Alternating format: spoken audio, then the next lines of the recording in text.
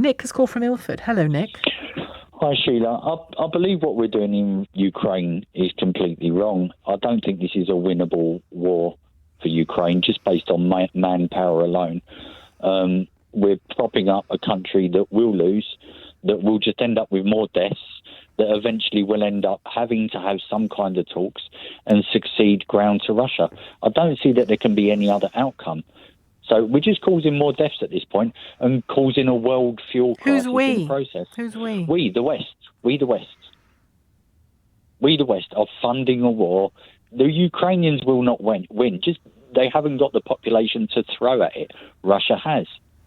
Russia's fighting a war of attrition here, and it's on their side.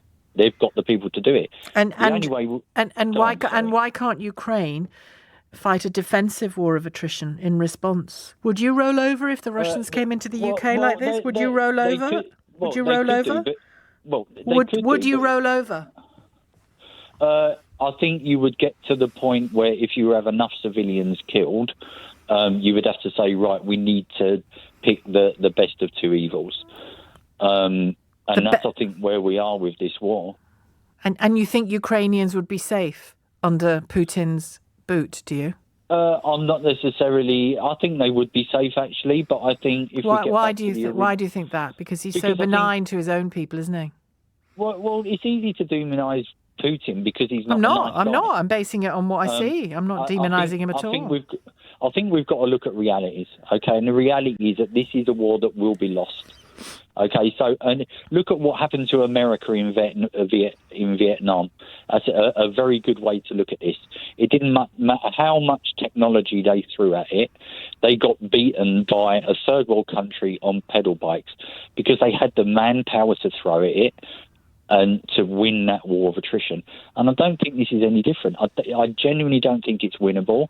So we've got to pick a red line where we say, okay, this has got to go to talks. At what point in World War II, before we joined maybe, but at what point, looking at Hitler's march on Europe that was very successful for a long, long time and involved huge amounts of killing before Britain even entered the fray, at what point would you have folded then? No, well, I don't think you can equate the two very different conflicts. Are they? Well, but what they involve is a dictatorship going into a democracy.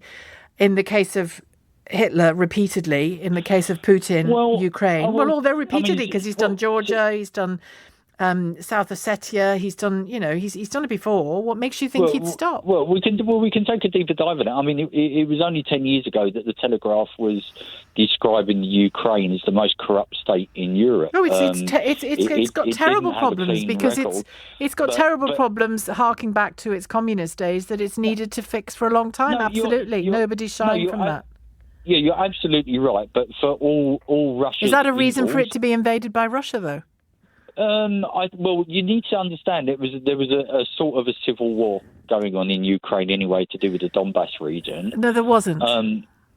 There was, because there were agreements and accords at the time. No, there wasn't. Well, you might want to tell the civilians that were being shelled by the Ukrainians in the Donbass region since 2014. You think Ukraine started that pressure in 2014, do you? I think it was to do with there was a lot of meddling going on in Ukraine. Is your name actually Nikolaevich, not Nick from Ilford? I ask myself. Thank you, Nick, for your call. Funny how people read history and current events, isn't it?